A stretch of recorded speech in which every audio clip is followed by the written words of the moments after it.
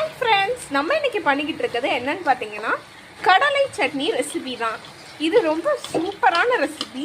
இதை நம்ம வந்து தோசை, இட்லி, அப்புறம் சப்பாத்தி கூட வச்சு சாப்பிட்லாம். அந்த அளவுக்கு டேஸ்ட்டாக இருக்கும். இன்றைக்கி நம்ம அதை எப்படி பண்ணுறதுன்னு தான் பார்க்கலான்னு வந்திருக்கோம்.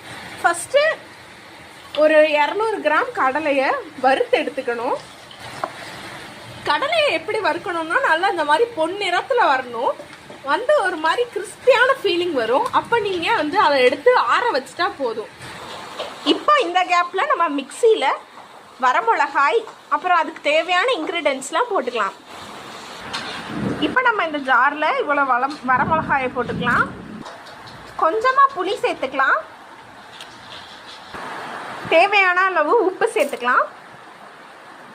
ஓகே, நம்ம இப்போ இங்கே ஆற வச்சுருக்க இந்த கடலையும் சேர்த்துப்போம். இப்போ நம்ம இங்கே ஆற வச்சுருந்த இந்த கடலையை அதில் சேர்த்துக்கலாம்.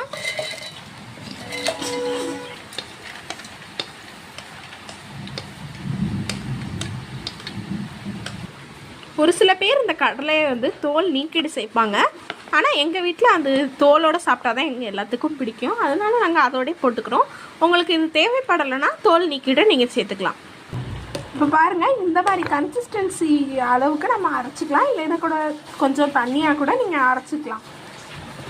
இப்போ இதை அரைச்சி முடித்ததுக்கப்புறம் ஒரு கடாயை இந்த மாதிரி அடுப்பில் வச்சு அதில் கொஞ்சம் எண்ணெய் ஊற்றி அந்த எண்ணெய் காஞ்சோடனே கொஞ்சமாக கடுகு,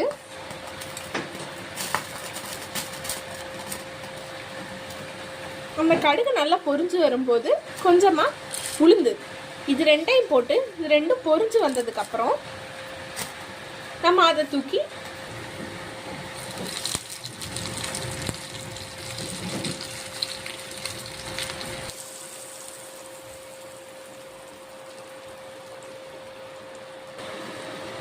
இப்போ டேஸ்டியான கடலை சட்னி ரெடி. இதை நீங்கள் இட்லி, தோசை, சப்பாத்தி வச்சு சர்வ் பண்ணலாம். தேங்க்யூ ஃபார் வாட்சிங்.